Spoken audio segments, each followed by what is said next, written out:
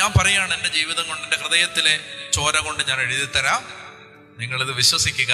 ഈ Bible is an extra ordinary book given to humanity.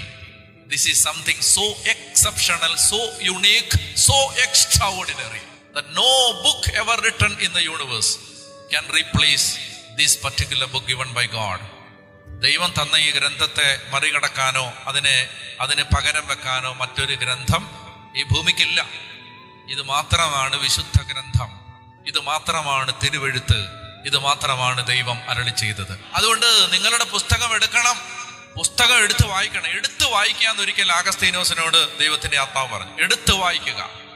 അന്ന് ആഗസ്തീനോസ് മദ്യത്തിനും അതുപോലെ തന്നെ ദുർനടപ്പിനും ലഹരിക്കും ഒക്കെ അടിമയായിരുന്ന ഒരു ചെറുപ്പക്കാരൻ, ആഭാസനായിരുന്നു.